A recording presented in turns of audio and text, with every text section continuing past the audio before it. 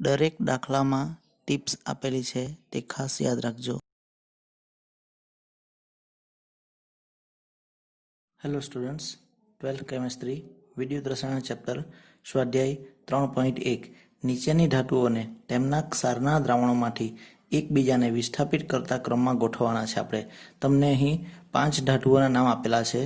અહીં પ્રશ્ન શું પૂછ્યો છે તો બધા ધાતુઓના ક્ષારના દ્રાવણો બનાવો. ધારો કે સલ્ફેટ ક્ષાર બનાવીએ. Aluminium sulphate, copper sulphate, iron sulphate, magnesium sulphate અને ઝિંક સલ્ફેટ, એ 5 પાત્રમાં 5 દ્રાવણો લેવાના અને તેમાં વારાફરતી આપણે ધાતુ નાખવાનું. એલ્યુમિનિયમ મૂકવાનું આ દરેકે દરેક સલ્ફેટના ક્ષારમાં, કોપર મૂકવાનો બાકીના બધા ક્ષારમાં, સળિયો મૂકવાનો આપણે, આયર્નનો પણ મૂકવાનો, મેગ્નેશિયમનો પણ મૂકવાનો, ઝિંકનો પણ મૂકવાનો. આ રીતે આપણે ચેક કરવાનું તો કઈ ધાતુ જે છે તે દરેકે દરેક ક્ષારમાં વિસ્થાપન પ્રક્રિયા અનુભવશે. તો જે ધાતુ વધુ સક્રિય હશે તે ઇઝીલી વિસ્થાપન પ્રક્રિયા અનુભવશે. બરાબર, તો એના માટે તમને સક્રિયતા શ્રેણી ખબર હોવી જોઈએ. તો સક્રિયતા શ્રેણી જે છે તેના માટે મેં તમને એક ટ્રીક આપેલી છે. આગળ આપણે જોયું છે કે શું છે તો કલવાડાના CA માંગે AG આલે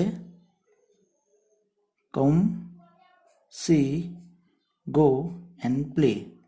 બરાબર, કલવાડા એટલે કે લેવાનો, ના એટલે એને, CA એટલે તો CH છે, માંગે એટલે Mg લેવાનું, A એટલે એલ્યુમિનિયમ, G એટલે ઝિંક લેવાનું છે, આ એટલે આયર્ન ધાતુ, આયર્ન એટલે Fe, લે એટલે લેડ, કો એટલે કોપર, મ એટલે મર્ક્યુરી, સી એટલે સિલ્વર એટલે Ag, ગો એટલે ગોલ્ડ, ગોલ્ડ એટલે Au, પ્લે એટલે પ્લેટિનમ. ઓકે, તો અહીં તમને કઈ કઈ ધાતુ આપેલી છે? એલ્યુમિનિયમ છે તો અહીંયા છે, કોપર અહીંયા છે, Fe અહીંયા છે, મેગ્નેશિયમ ક્યાં છે? અહીંયા છે, અને ઝિંક ક્યાં છે?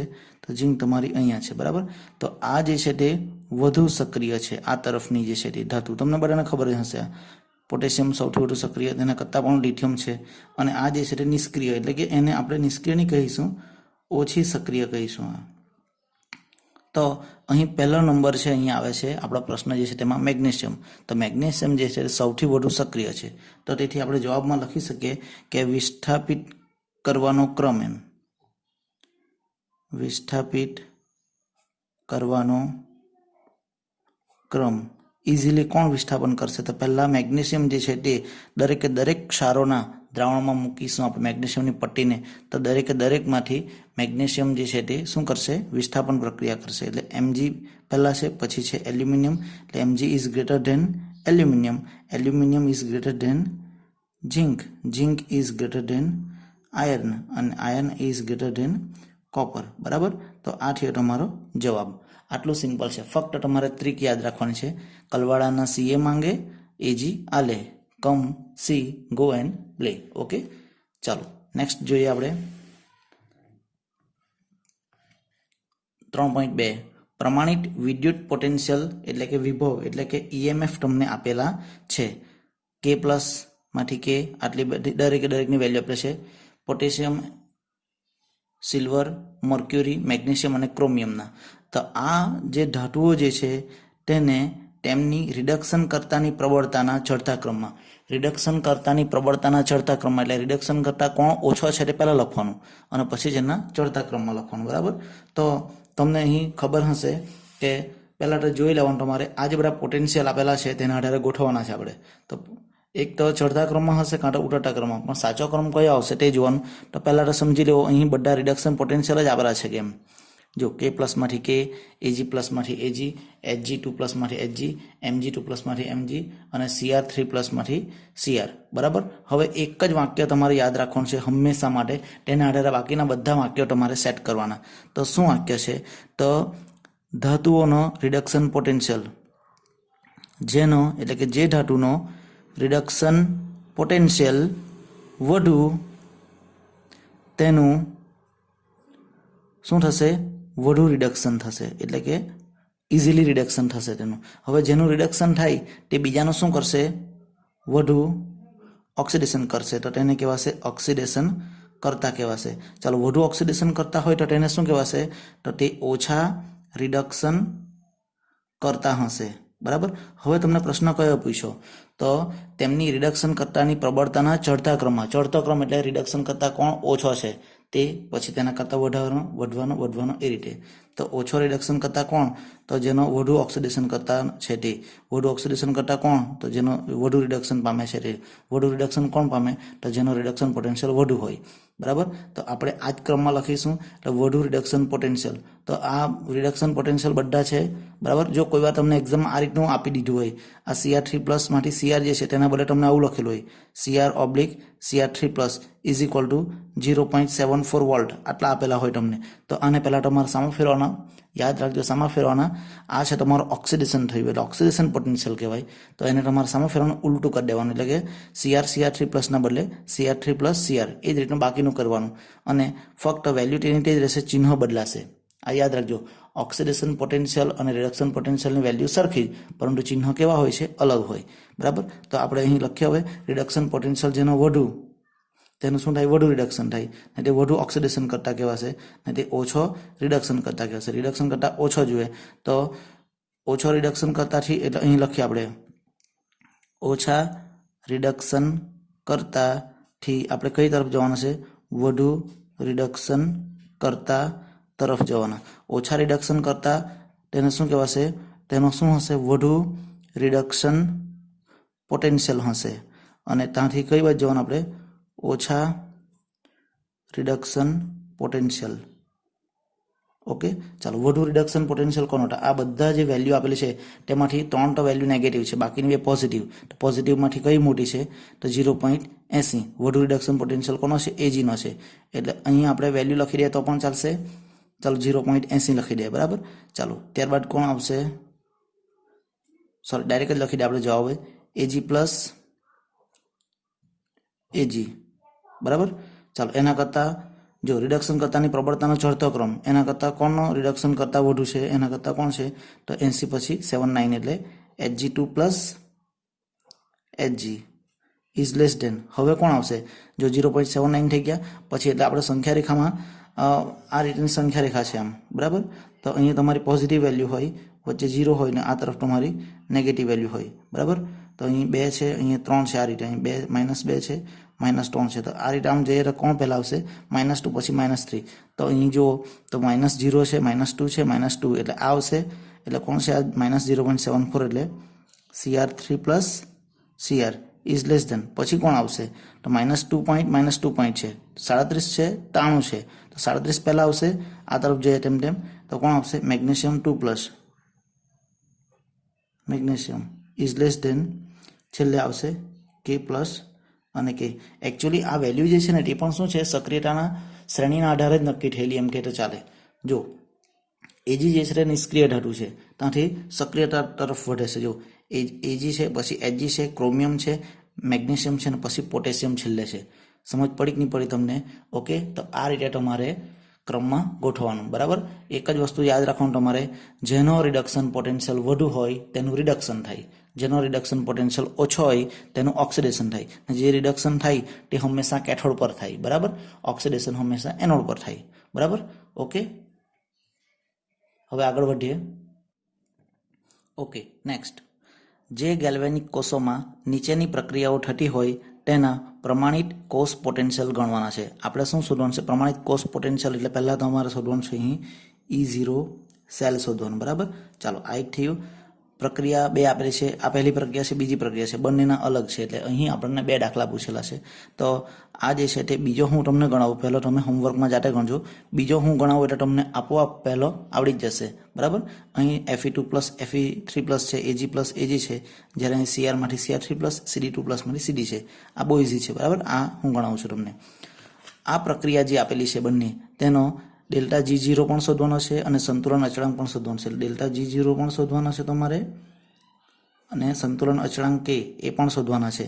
અહીં તમને રિડક્શન પોટેન્શિયલ આપેલા છે. જો Fe3+ માંથી Fe2+ થાય, 1 ઇલેક્ટ્રોન મેળવે, રિડક્શન થયું 0.77 વોલ્ટ અને Ag+ માંથી Ag એ પણ રિડક્શન છે, એનો પોટેન્શિયલ આપેલો છે 0.80, બરાબર. તો પહેલાં તમારે શું કામ કરવાનું, તો પહેલાં તો કોઈ પણ પ્રશ્ન તમને આ રીતનો પૂછાયો હોય પોટેન્શિયલ વાળો તો કોષ પ્રક્રિયા તમારે લખવાની, બરાબર. એનોડ અને કેથોડ પર શું થાય છે તે તો જોઈએ.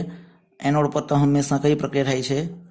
ઓક્સિડેશન. તો અહીં તમે આ રીતનું લખી શકો, એનોડિક ઓક્સિડેશન. ચાલો શું થયું આ પ્રક્રિયા જોઈને? Fe2+ માંથી Fe3+ થયા, ઓક્સિડેશન આંક +2 માંથી +3 વધ્યો છે, એટલે શું થયું કે ભાઈ ઓક્સિડેશન આંકમાં વધારો એટલે ઓક્સિડેશન. એટલે એ જે છે તે આપણે અહીં લખી શકીએ Fe2+ aqueous it gives Fe3+ aqueous. અને એક ઇલેક્ટ્રોન શું થશે? તે મુક્ત કરશે. ઓક્સિડેશન પ્રક્રિયામાં ઇલેક્ટ્રોન મુક્ત થાય એટલા જ ઇલેક્ટ્રોન રિડક્શન પ્રક્રિયામાં ઉમેરવા જોઈએ, બરાબર. અને કેથોડ આ છે કેથોડિક રિડક્શન, બરાબર. ચાલો એમાં શું થશે? Ag+ માંથી Ag.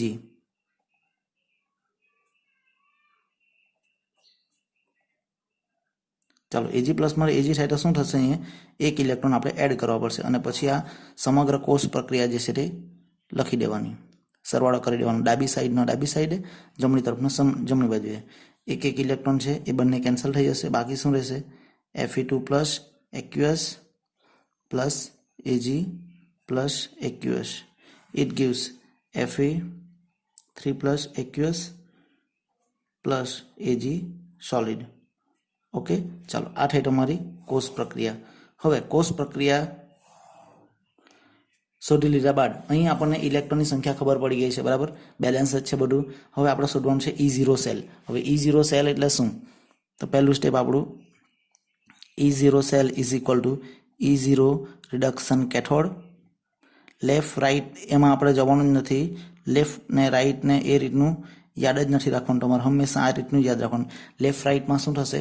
જ્યારે તમને કોષનું નિરૂપણ અહીં આપેલું હોય ને, કોષનું નિરૂપણ પ્રક્રિયાના બદલે, તો કોઈ વાર એવું થાય છે કે એનોડ જેને ધારવામાં આવેલો છે તે હકીકતમાં કેથોડ હોય ને કેથોડ ધારવામાં આવેલો હકીકતમાં એનોડ હોય. તો આ જ સૂત્ર તમારે યાદ રાખવાનું. તો ત્યારે તમને ગૂંચવણ નહીં ઊભી થાય, બરાબર. E0 cell is equal to E0 reduction cathode minus E0 reduction anode, બરાબર. ચાલો E0 રિડક્શન એટલે શું?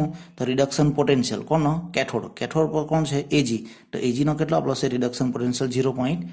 કેટલો છે? 80. એટલે અહીં આપણે લખીએ 0.80 માઇનસ E0 રિડક્શન પોટેન્શિયલ જોઈએ કોનો? જોઈએ એનોડનો.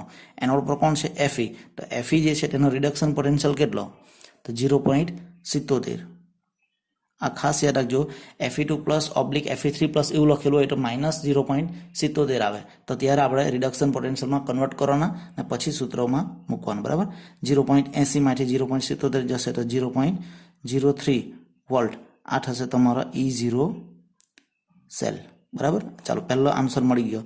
આ પ્રકારના પ્રશ્નો તમને 3 માર્કમાં પૂછાય છે, બરાબર. એટલે ખાસ કાળજી રાખજો. ઓકે, ચાલો હવે નેક્સ્ટ સ્ટેપ ΔG0 શોધવાનું છે. ΔG0 is equal two -NF E0 cell. આ થયું તમારું સૂત્ર, બરાબર. માઇનસ સૂત્રનું છે N. N એટલે શું? તો નંબર ઓફ ઇલેક્ટ્રોન. ઇલેક્ટ્રોનની સંખ્યા કેટલી હતી? તો અહીં એક ઇલેક્ટ્રોન મુક્ત થયેલો, એક ઇલેક્ટ્રોન એડ થયેલો. આ સંખ્યા હંમેશા સરખી રાખવાની, બરાબર. આ પહેલો દાખલો જે તમે હોમવર્કમાં ગણવાનું છે ને, એમાં જો Crમાંથી Cr3+ થાય છે એટલે 3 ઇલેક્ટ્રોન મુક્ત થશે, બરાબર. અને અહીં Cd2+ માંથી Cd થાય છે તો અહીં 2 ઇલેક્ટ્રોન એડ થાય છે, તો 3 ઇલેક્ટ્રોન મુક્ત થયા, 2 ઉમેરાયા. તો પછી 2 અને 3નો તફાવત લસાઅ લેવાનો. 2 ટાલી 6 થશે, તો બંને બાજુએ તમારે 6 ઇલેક્ટ્રોન થશે. તો સૂત્રમાં તમારે અહીં 6 ઇલેક્ટ્રોન મૂકવા પડશે. આ યાદ રાખજો. N એટલે આપણા પર અહીંયા 1 છે, બરાબર. F એટલે 96,487 કુલમ્બ પર મોલ ઇન્ટુ E0 સેલ કેટલા આવ્યા? 0.03 વોલ્ટ માઇનસ 96,487 ગુણ્યા 0.03 કુલમ્બ ઇન્ટુ વોલ્ટ પર મોલ. અહીં કુલમ્બ અને વોલ્ટ જે છે બેનો ગુણાકાર જે છે તે જૂલ બરાબર થાય છે. તો અને આ બેનો ગુણાકાર જે છે તે લઈ લે, માઇનસ કેટલા થશે? 2894.61 કુલમ્બ ઇન્ટુ વોલ્ટ એને કહેવાશે જૂલ અને પર મોલ. હવે જૂલ જે છે તેને આપણે કિલો જૂલમાં કન્વર્ટ કરી દઈએ એટલે કેટલા આવશે? -2.89461 કિલો જૂલ પર મોલ, બરાબર. આ થયા તમારા ΔG0. તમે જવાબ અહીંથી અટકી જશો ને તો પણ ચાલશે. જૂલ પર મોલમાં ગણતરી આવે ને તો પણ ખોટું નથી, બરાબર. ચાલો આ થયો તમારો બીજો જવાબ. હવે ત્રીજો જવાબ પર જઈએ આપણે. કે શોધવાના છે સંતુલન અચળાંક. તો તેના માટે ΔG0 બરાબર શું છે સૂત્ર? -RT ln K. આ જ પ્રકારનું સૂત્ર યાદ રાખવાનું. હવે એમાં શોધવાનું શું છે આપણે? તો કે શોધવાના છે. તો પહેલાં આપણે ln k ને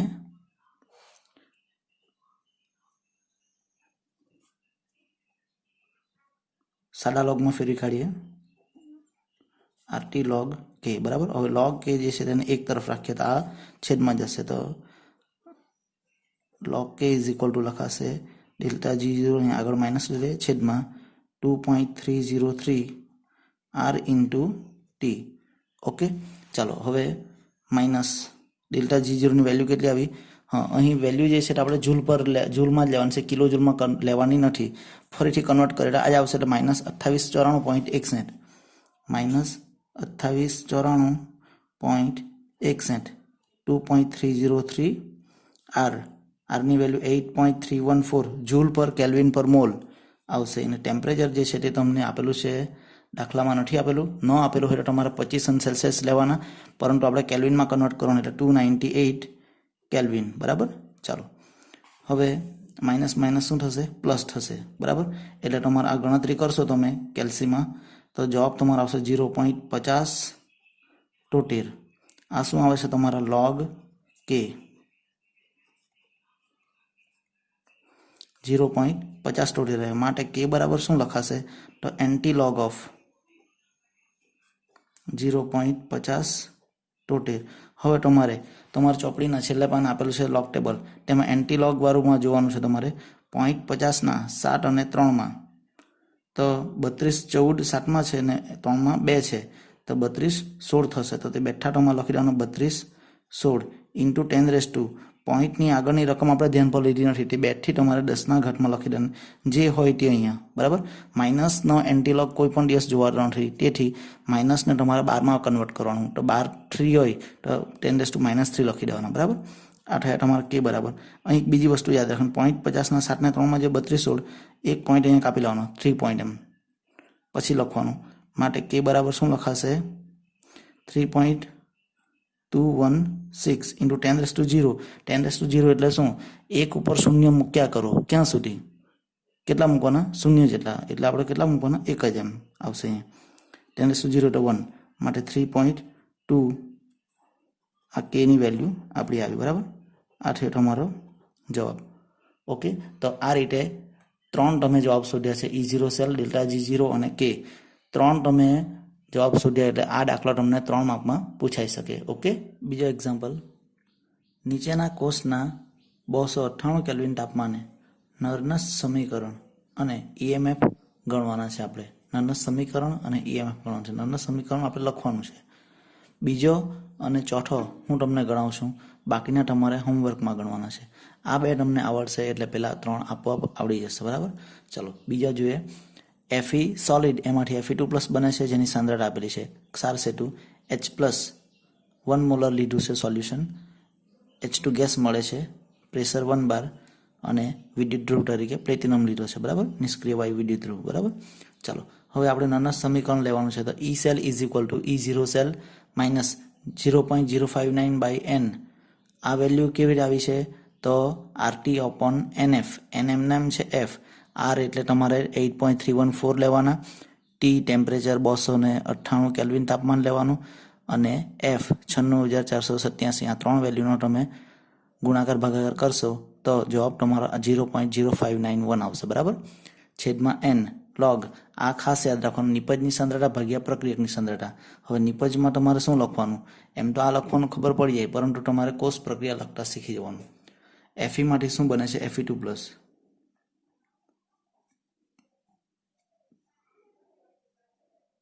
ઓકે, ચાલો Fe માંથી Fe2+ બને છે ત્યારે 2 ઇલેક્ટ્રોન મુક્ત થાય છે. સોરી, હા, 2 ઇલેક્ટ્રોન અહીં +2 ઇલેક્ટ્રોન મુક્ત થશે બરાબર. લખી દઈએ જોઈએ તો આપણે ચાલશે, નથી લખવાના. 2 ઇલેક્ટ્રોન યાદ રાખીને કે 2 ઇલેક્ટ્રોન મુક્ત થાય. હવે H+ માંથી શું થાય છે? H2 થાય છે. H+ માંથી શું બને છે? H2 ગેસ બને છે. H અહીંયા 2 છે એટલે 2H+ લખવું પડશે. 2H લખવા ગયા એટલે 2+ થઈ ગયા, તો 2+ છે તેમાંથી અહીં 0 લાવવાના છે, તો અહીં 2 ઇલેક્ટ્રોન એડ કરવા પડશે. તો જે Fe2+ માંથી 2 ઇલેક્ટ્રોન મુક્ત થયેલા છે તે અહીં 2 ઉમેરાશે, એટલે અહીં સંકળાયેલા ઇલેક્ટ્રોનની સંખ્યા કેટલી આવી? 2 આવી. ઓકે, અને આ સમીકરણ પણ તમારું બેલેન્સ થઈ ગયું છે. Fe 1 છે, અહીંયા પણ 1 છે, 2 હાઇડ્રોજન છે, 2 હાઇડ્રોજન છે, ડાબી તરફ વીજભાર 2 × 2 છે, 2 પ્લસ ડાબી તરફ પણ જમણી બાજુ પણ 1 × 2 +2 થઈ ગયા. ઓકે, એટલે આ થઈ તમારી કોષ પ્રક્રિયા. હવે તમને ખ્યાલ આવી જશે, નિપજ તરીકે Fe2+ આવ્યા અને પ્રક્રિયક તરીકે 2H+. ગેસ જે છે તેનું આપણે 1 લેવાનું છે અને સોલિડનું પણ આપણે 1 લેવાનું છે સાંદ્રતા. ચાલો આપણે શોધવાનું છે હવે E cell. E cell is equal to E0 cell એટલે પ્રમાણિત કોષ પોટેન્શિયલ. તો હવે ફરીથી પાછું આપણું સૂત્ર શું છે? E0 reduction cathode minus E0 reduction anode. Cathode પર કોણ છે અને એનોડ પર કોણ છે એ કેવી રીતે ખબર પડે? તો ડાબી તરફ હંમેશા તમને શું આપેલું હોય છે? એનોડ, અને આ તમારું કેથોડ. બરાબર. ચાલો E0 રિડક્શન કેથોડ. કેથોડમાં કોણ છે? હાઇડ્રોજનનો. એનો કોણ છે રિડક્શન પોટેન્શિયલ? 0.00. એટલે અહીં આપણે 0.00 લઈ લઈએ માઇનસ E0 રિડક્શન એનોડ. તો બાકી કોણ છે? માઇનસ Fe2+ Fe નો 0.44 આપેલો છે. Okay, minus 0.0591 divided by n. n એટલે સંકળાયેલા ઇલેક્ટ્રોનની સંખ્યા. તો આપણે અહીં કેટલી આવી? 2 log નિપજની સાંદ્રતા. નિપજ તરીકે કોણ છે? તો નિપજ તરીકે હવે તમને કોષ પ્રક્રિયા પરથી ખ્યાલ આવશે. Fe2+ છે નિપજ અને તેની સાંદ્રતા તમને 0.001 આપેલી છે. આ Fe2+ છે, એક જ છે અહીંયા. બરાબર. ઓકે, છેદમાં પ્રક્રિયકની સાંદ્રતા. પ્રક્રિયક કોણ છે? H+. એની સાંદ્રતા કેટલી છે? H+ની 1 મોલર છે, એટલે આપણે અહીં 1 મોલર લખી દે. પરંતુ અહીં 2 H+ છે, એટલે H+ ગુણ્યા H+, એટલે અહીં સ્ક્વેર કરી દઈએ. ચાલો આનો જવાબ લઈ આવીએ. 0 માઇનસ 0.44 માઇનસ માઇનસ પ્લસ, એટલે અહીં 0.44 આવશે. Minus 0.0591 by n. તો એનો જવાબ તમારો ભાગાકાર 2 કરશો એટલે 0.02955 આવશે. અને લોગ 0.001 ભાગ્યા 1 એટલે કેટલા થશે તમારે અહીં? લોગ 10⁻³ થશે. બરાબર. ઓકે, 0.44 માઇનસ 0.02955 બ્રેકેટમાં લઈ લે. લોગ 10⁻³ એટલે શું કહેવાશે? -3 log 10 એટલે -3 અને log 10 ની વેલ્યુ 1.000. ઓકે, આટલી થશે. ચાલો 0.44 માઇનસ 0.02955 બ્રેકેટમાં -3 × 3 એટલે -3 લખી દઈએ અહીંયા. ચાલો એટલે શું આવશે અહીં? 0.44 માઇનસ માઇનસ પ્લસ 3 ગુણ્યા આટલા કરવાના. તો એ તમે જવાબ અહીં લઈ આવજો અને ડાયરેક્ટ ફાઇનલ જવાબ તમારો આવશે 0.5286. બરાબર. 44 ને 6 ને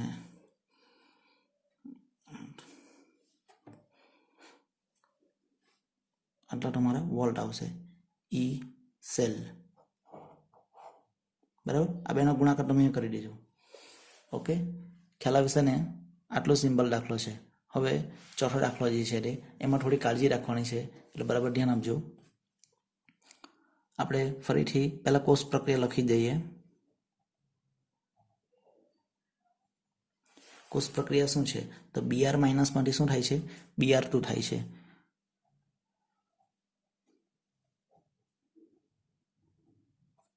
ઓકે, જો Br- માંથી Br2 થાય. પહેલા 2 Br છે તો અહીં મેં 2 લખી દેમ. ચાલો 2 માઇનસ છે તો અહીંયા મારે ઇલેક્ટ્રોન કેટલા છૂટા પડશે? એના 2 ઇલેક્ટ્રોન છૂટા પડશે. બરાબર. ચાલો આ થઈ ગયું. ત્યારબાદ શું થાય છે? H+ માંથી H2 થાય છે, એટલે H+ જે છે તેમાંથી H2 થાય છે. 2 હાઇડ્રોજન છૂટા પડ્યા તો 2 લખવાના. 2 પ્લસ થયા, અહીં 2 ઇલેક્ટ્રોન એડ કરવાના. બરાબર. ચાલો આ 2 ઇલેક્ટ્રોન ને 2 ઇલેક્ટ્રોન કેન્સલ થયા, તો આ થઈ તમારી કોષ પ્રક્રિયા થઈ ગઈ. બરાબર. ચાલો હવે આપણે લખવાના છે નર્નસ સમીકરણ.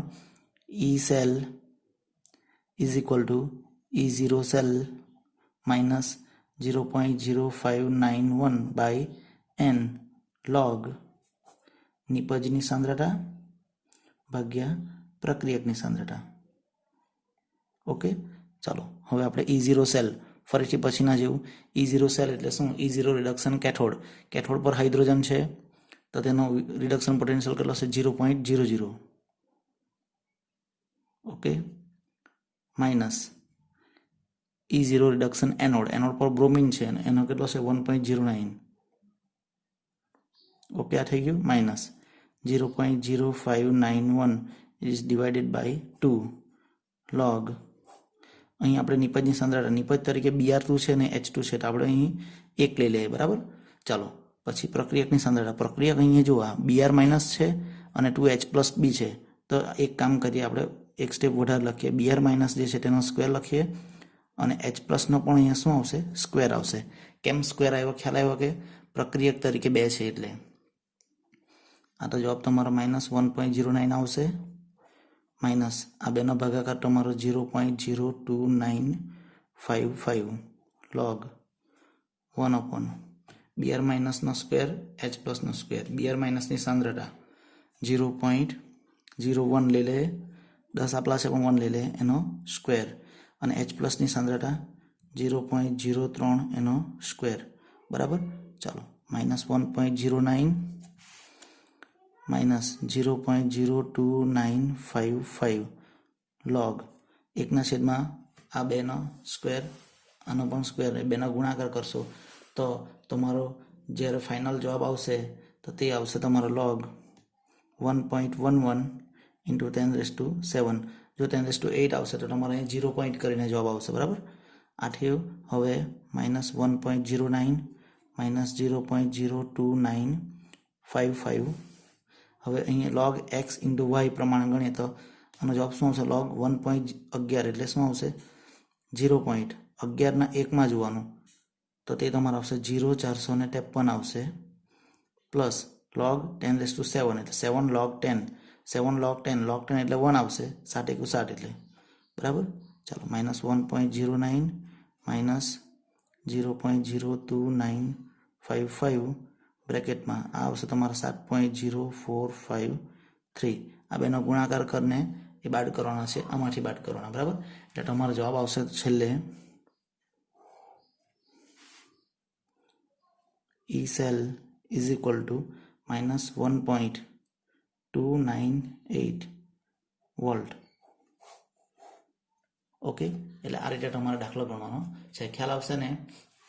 અહીં એક વસ્તુ તમે નોંધી હશે કે બીજો દાખલો જે ગણ્યો તેમાં ઈ સેલ તમારે 0.5286 આવ્યા હતા અહીંયા તમારે ઈ સેલ બરાબર -1.298 આવ્યા.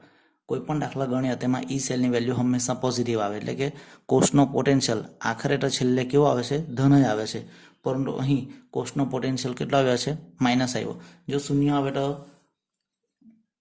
પ્રક્રિયા તમારી સ્થગિત થઈ ગઈ છે એમ કહેવાશે પરંતુ અહીં કોષ પોટેન્શિયલ -1.298 આવ્યો એનો અર્થ એવો આ ખાસ યાદ રાખજો. હવે જે હું કહેવા જઈ રહ્યો છું તે ખાસ યાદ રાખજો જ્યારે તમારા કોષનો પોટેન્શિયલ ઋણ આવે નેગેટિવ આવે તો શું થયું હશે તો જવાબ તમારો માઇનસ આવ્યો તો આપણે રિવર્સ સ્ટેપ આમ ગણીએ તો શું કહેવાય માઇનસ કેમ આવ્યા તો અહીં આપણે ઉલટો ક્રમ ફેરવેલો છે અહીં પ્લસ આવી શકતે અહીંયા જો આ અહીંયા હતે ને આ અહીંયા હટે એટલે શું કહેવાય રિડક્શન એનોડ આગળ હતે અને રિડક્શન કેથોડ બાદ કલર હતો પરંતુ એવું નહીં આવે. સૂત્ર તો આપણું E0 reduction cathode minus E0 reduction anode જ છે.